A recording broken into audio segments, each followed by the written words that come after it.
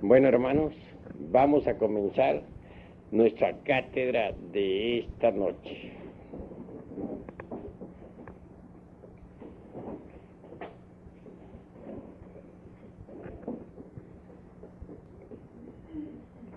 Incuestionablemente, la humanidad terrestre ha pasado por diversas fases de desenvolvimiento, y esto es algo que debemos analizar juiciosamente.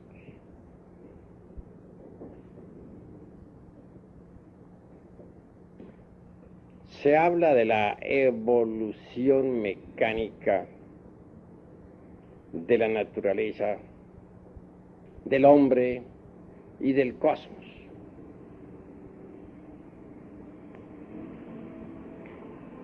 Desde el punto de vista antropológico, hemos de comprender que existen dos clases de evolución. La primera se iniciaría, obviamente, con la cooperación sexual debidamente comprendida en todos y cada uno de sus aspectos.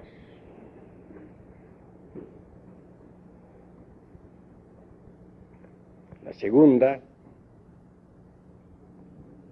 es diferente. Incuestionablemente, en principio, la raza humana se multiplicaba en la misma forma en que las células se multiplican. Bien sabemos nosotros que el núcleo se divide en dos dentro de la célula viva, que especializa una determinada cantidad de citoplasma y materias inherentes para formar célula nueva. Las dos se dividen a su vez en otras dos, y así, mediante el proceso fisíparo, diríamos, de división celular, se desarrollan los organismos, se multiplican las células, etc. Si en principio los andrógenos se dividían en dos o en tres individuos,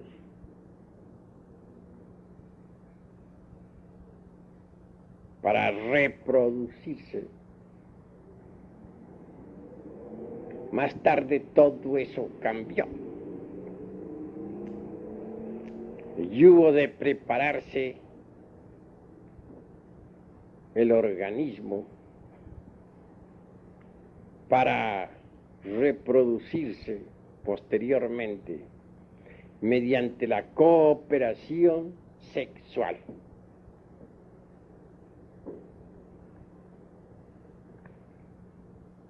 Obviamente,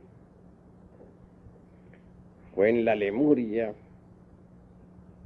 continente situado otrora en el Océano Índico, donde se realizaron los principales aspectos relacionados con la reproducción. En principio, los órganos creadores, el lingam yoni, no se hallaba todavía plenamente desarrollado.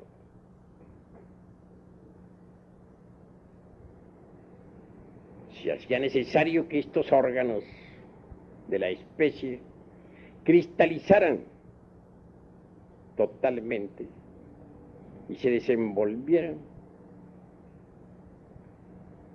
a fin de que más tarde en el tiempo pudiera realizarse concretamente la reproducción de la especie humana mediante la cooperación sexual. Así que, conforme estos órganos masculino, femenino se fueron desarrollando, ya no diríamos en el ser humano meramente andrógino, sino hermafrodita. Se sucedieron hechos bastante interesantes desde el punto de vista biológico y psicosomático.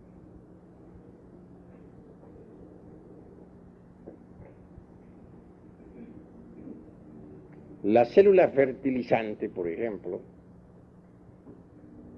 lograba hacer contacto con el óvulo y así tal célula átomo se desprendía del organismo del padre-madre para desarrollarse y desenvolverse. Como secuencia o corolario, mediante procesos muy delicados devenía luego una nueva criatura.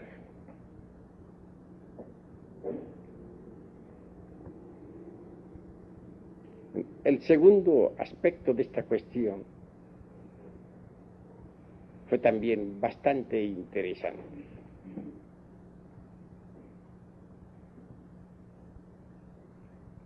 Si bien es cierto que en principio gérmenes vivientes se desprendían como radiación atómica para desarrollarse exteriormente y convertirse en nuevas criaturas, en el segundo hubo cierto cambio favorable. Podría decirse que el huevo fecundado, el óvulo que normalmente el sexo femenino elimina de sus ovarios cada mes, tenía cierta consistencia extraordinaria. Era ya un huevo en sí mismo, en su constitución intrínseca. Un huevo fecundado interiormente dentro del padre-madre, dentro del hermafrodita. Un huevo que al salir al mundo exterior podía desenvolverse o incubarse hasta que al fin se abría para que una criatura emergiera de allí. Criatura que se alimentaba con los pechos del padre-madre. Y esto de por sí ya es bastante interesante. Mucho más tarde en el tiempo, fue notándose que ciertas criaturas devenían a la existencia con un órgano más desarrollado que otro. Al fin llegó el momento en que la humanidad se dividió en sexos opuestos. Cuando esto sucedió, cuando esto acaeció, entonces se necesitó la cooperación sexual para crear y volver nuevamente a crear.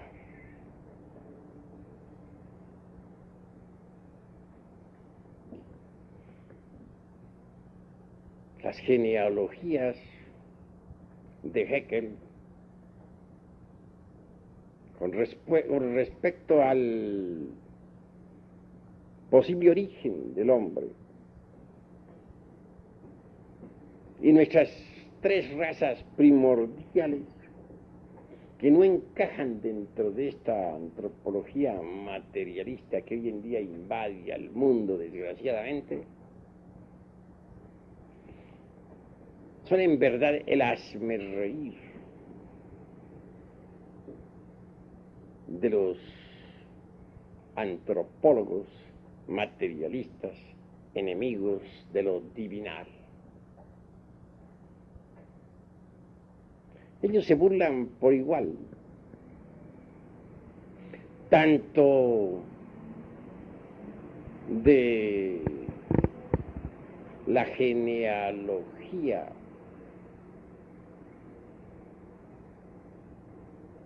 de un Haeckel, de las genealogías, para hablar en plural,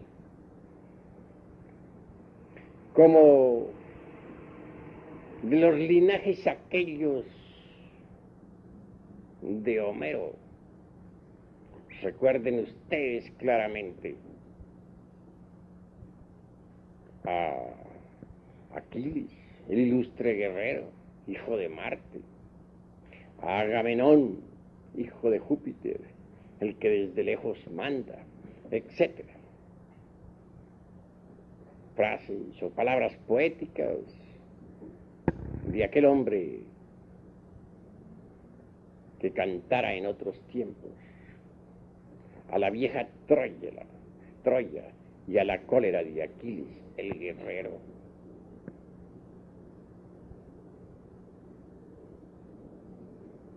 Tenemos que hablar muy claro en todas estas cuestiones antropológicas. Es obvio. Los científicos de esta época tendrán que resolverse por Paracelso, el padre de la química, o por el Saussure de Haeckel, el famoso Saussure mitológico.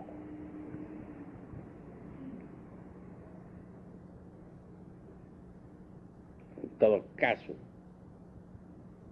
es mucho lo que tenemos que analizar e investigar dentro del terreno exclusivamente antropológico. Si se negara la división de la célula viva o el proceso reproductivo primigénito o primordial, tendría que negarse también, de hecho, la reproducción del monerón o átomo del abismo acuoso de Haeckel, dividiéndose a sí mismo para multiplicarse. La ciencia, en realidad de verdad, en modo alguno podría pronunciarse científicamente contra ese sistema primigenio de reproducción mediante división celular, es decir, mediante el acto fisíparo.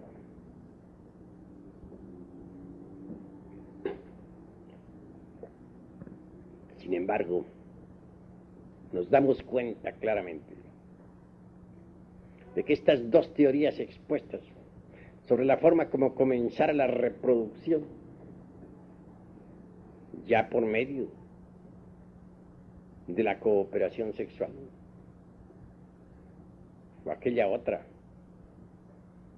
en que los órganos creadores deben desarrollarse antes de iniciarse la posible cooperación, es muy discutible y espinoso. Todas las teogonías religiosas, desde la órfica, es bastante antigua, hasta la Biblia cristiana,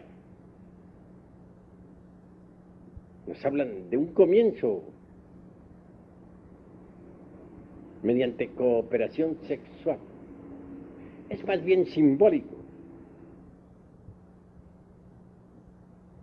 Podría repetirse a cargo de la alquimia, pero no científico, antropológico, que no podría comenzar un proceso evolutivo con cooperación sexual, claramente, cuando todavía los órganos creadores no han sido creados. Obviamente tiene que haber habido un periodo de preparación para la reproducción mediante cooperación. Un periodo durante el cual los órganos creadores hubieron de desarrollarse y desenvolverse en la fisiología orgánica del ser humano.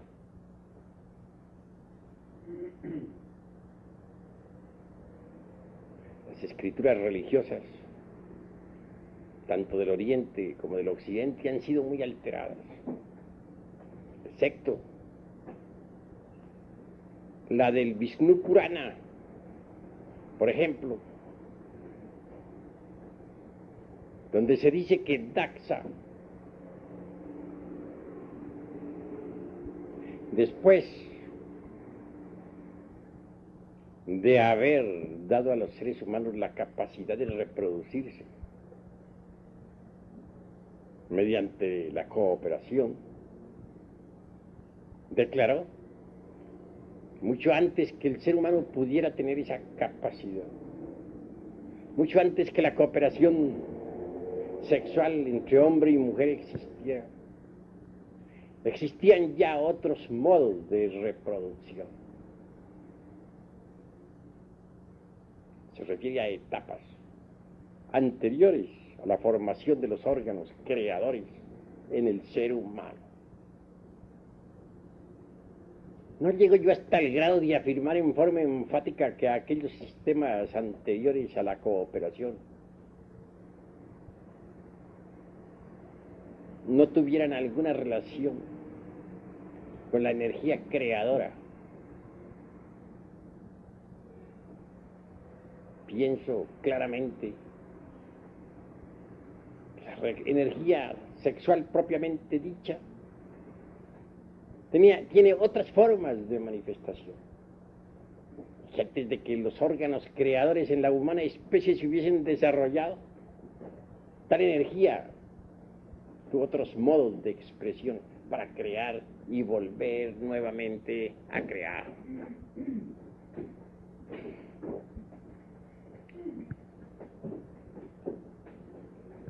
Es lástima que las Sagradas Escrituras de todas las religiones hayan sido adulteradas. Bien sabemos que hasta el mismo Esdras no dejó de alterar un poco el Pentateuco en la Biblia hebraica.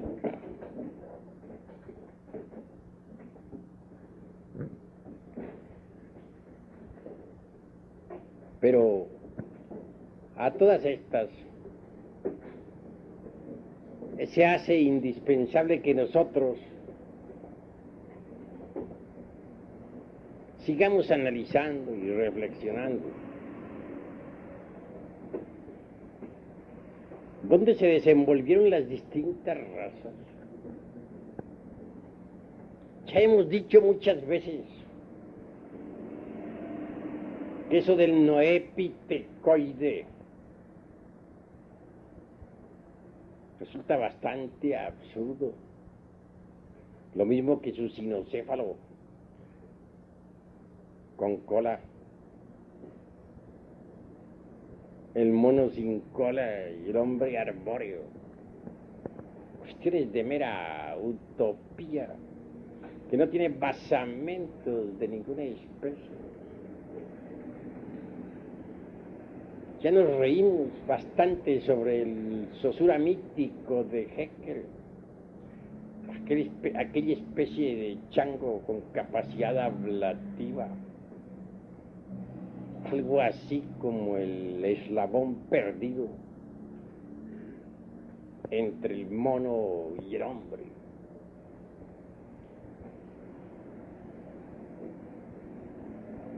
Mas se hace necesario saber dónde se han desarrollado estas razas. ¿En qué escenarios se han desenvuelto estas evoluciones e involuciones de la humanidad? Eso es lo que necesitamos realmente conocer. Porque sería imposible desligar a las razas humanas de su medio ambiente, de sus distintos continentes, de sus islas, de sus montañas, de sus escenarios naturales. Llama, como ya dije en otra ocasión, muchísimo la atención, a pesar de que hubo enormes reptiles en el Mesozoico, sin embargo, todavía viva la humanidad, mientras que aquellos ya desaparecieron de la faz de la tierra. ¿Cómo es posible que todos los monstruos antidiluvianos hayan perecido y que la humanidad siga viviendo? Hemos puesto mucho énfasis en ese asunto y se hace necesario pensar un poco, o bastante.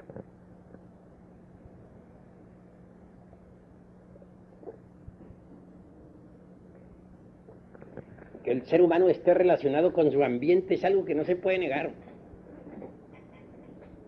Que hayan existido otras formas de reproducción distintas a las de la cooperación sexual es también innegable. Pero conviene conocer algo sobre el ambiente donde se desarrollaron las distintas razas. Urge que poco a poco vayamos estudiando los distintos escenarios de la naturaleza. No negamos en modo alguno que hay hechos que los astrónomos verdaderamente no conocen.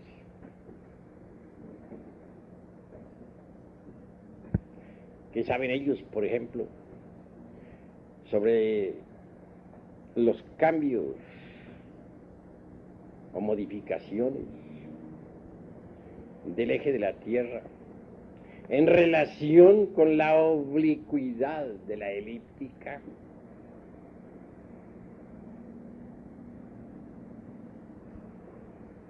Laplace, aquel que inventara su famosa teoría, que hasta hoy existe, afirmando que todos los mundos salen de sus correspondientes nebulosas, hecho que nunca ha sido comprobado.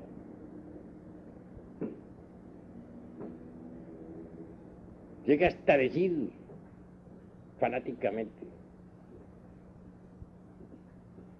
que la declinación del eje de la Tierra en relación precisamente con la elíptica, con la oblicuidad de la elíptica, es casi nula, y que así ha sido siempre en forma secular.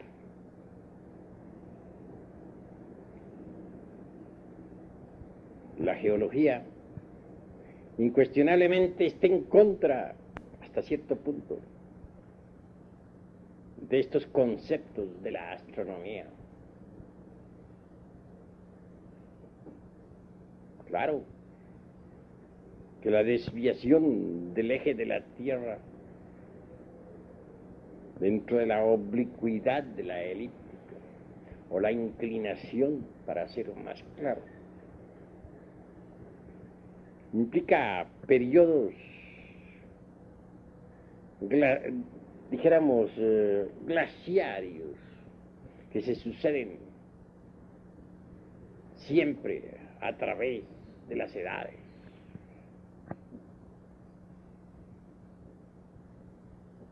Si negáramos los periodos glaciarios, estaríamos afirmando cosas absurdas.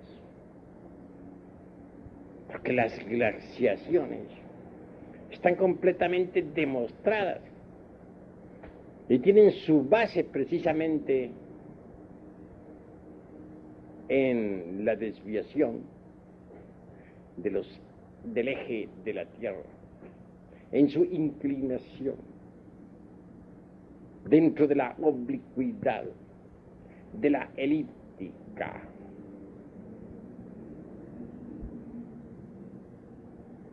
Así que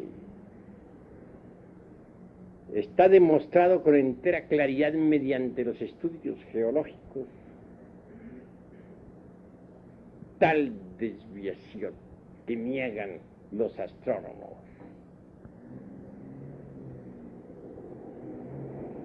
Geología y astronomía se encuentran pues opuestas en esta cuestión. Hay pruebas de tremendas glaciaciones. Ya Magallanes anota determinadas épocas de calor o trópico en el Ártico, acompañadas simultáneamente de glaciaciones y frío intenso en el Antártico. Hemos llegado a un punto bastante interesante, y es esta cuestión de los glaciales.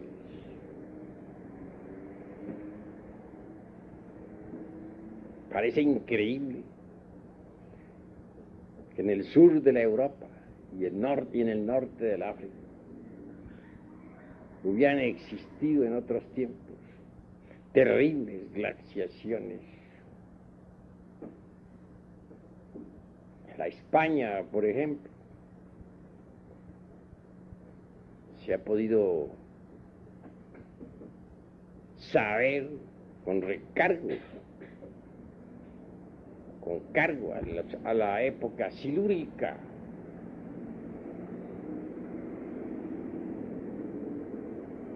que existieron glaciaciones tremendas.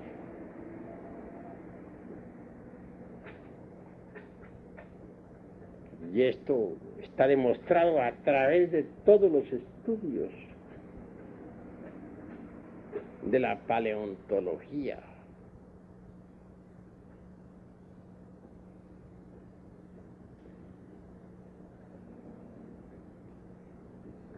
En tanto, nadie podría hoy en día negar que se han descubierto, por ejemplo, en la Siberia, y especialmente en la desembocadura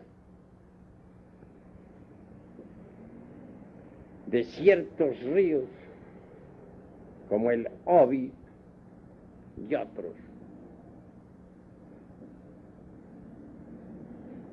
cadáveres momificados de animales antidiluvianos. Esto significa que la Siberia, que fue tan fría, en otros tiempos fue trópico de gran calor. Lo mismo que la Groenlandia, la península escandinavia de Suecia y Noruega, hasta Islandia, y todo esa herradura que rodea totalmente al Polo Norte. Si hubiera habido calor en esas regiones, imposible, diría cualquiera. Y sí, la paleontología lo ha confirmado. Criaturas bastante interesantes han sido descubiertas precisamente en las citadas bocas de los ríos que he citado, que he mencionado. Y esto nos invita a todos a la reflexión. Durante la época de la Atlántida, Los polos norte y sur no estaban donde están ahora. Entonces el polo norte, el Ártico, estaba ubicado sobre la línea ecuatorial, en el punto más extremo oriental del África, y el Antártico, el polo sur, se hallaba exactamente ubicado sobre la misma línea ecuatorial, hacia el opuesto, un lugar específico en el Pacífico.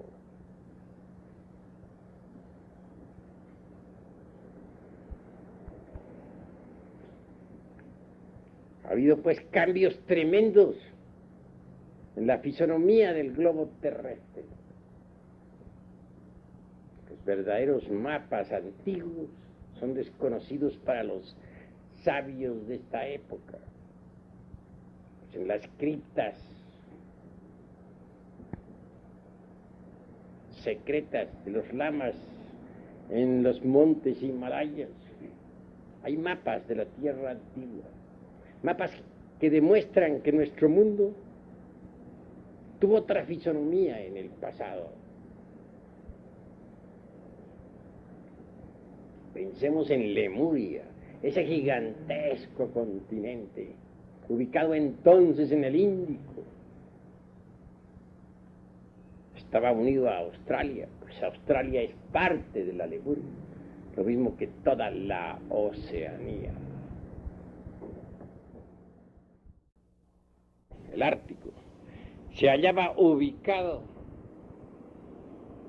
en el punto más oriental sobre la línea ecuatorial del África.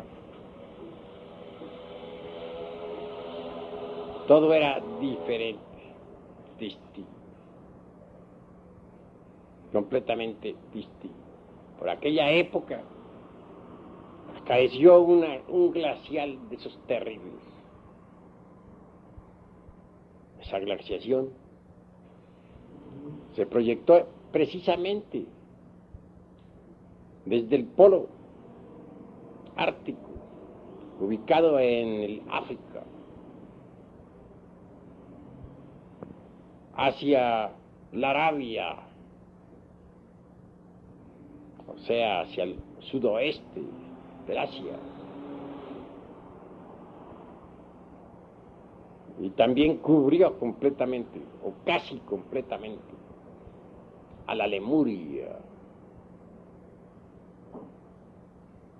Toda esa zona se le llenó de hielos, mas no logró pasar tal glaciación el Mediterráneo.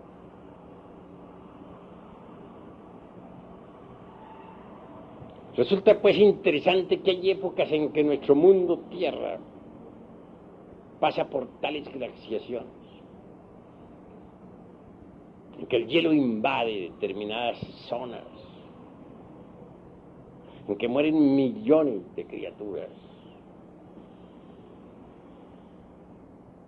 Y todo eso se debe realmente a la inclinación del eje de la Tierra en relación con la oblicuidad de la elíptica.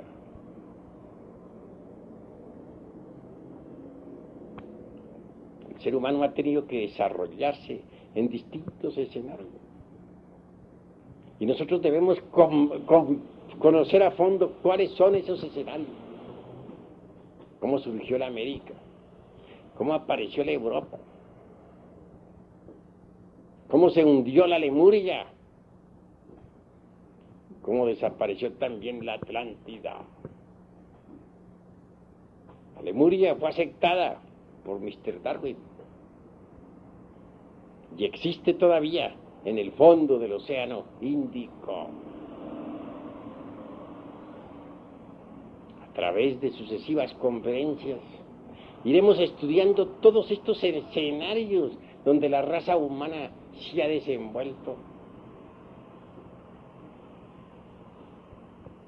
Obviamente, Los organismos han pasado por distintos cambios morfológicos en tales o cuales ambientes. Si dijéramos nosotros, por ejemplo, que el animal intelectual equivocadamente llamado hombre tiene por antepasado al famoso ratón, de que hablan ahora tanto los antropólogos materialistas, o mejor dijéramos al runcho citado por los suramericanos, estaríamos francamente falseando la verdad. Está el ratón enorme o runcho de Suramérica. Ya sabemos que deviene originalmente de la Atlántida de Platón, que mucho antes de que existiera la Atlántida, el hombre existía. Entonces el hombre es anterior al famoso runcho atlante, o ratón, como se le cita ahora por estos tiempos. Si dijéramos que el hombre deviene originalmente de ciertos primates y más tarde de ciertos homínidos de la antigua tierra lemúrica, tan aceptada por Mr. Darwin, también estaríamos falseando la verdad. Porque antes de que los simios existieran, mucho antes de que hubieran aparecido los tan cacareados primates u homínidos, el hombre ya existía. Aún más, antes de que la reproducción de las especies se desenvolviera por cooperación, el hombre ya existía. El hombre es muy anterior todavía a la misma Lemuria, tan aceptada por Mr. Darwin.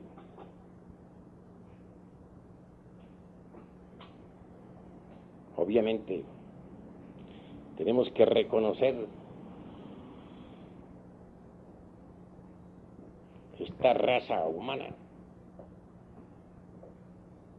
que ha sido estudiada en forma, dijéramos, superficial por los antropólogos materialistas, y que ha pasado desde los tiempos monolíticos por las etapas del Eoceno, del Mioceno y del Plioceno, es más antigua todavía que los continentes Atlante y Lemur. Mas será necesario, repito, seguir estudiando los distintos escenarios de nuestro mundo para comprender mejor los diversos procesos de evolución e involución de las distintas razas humanas. Por de pronto, quiero decirles que nosotros los gnósticos somos firmes en nuestros conceptos, y que si se nos pone a escoger entre un Paracelso como padre de la química moderna, o un Haeckel como creador del famoso Saussure mítico, francamente nos resolvemos por el primero, por el gran sabio Paracelso. Hasta aquí mis palabras por esta noche. Paz inverencial.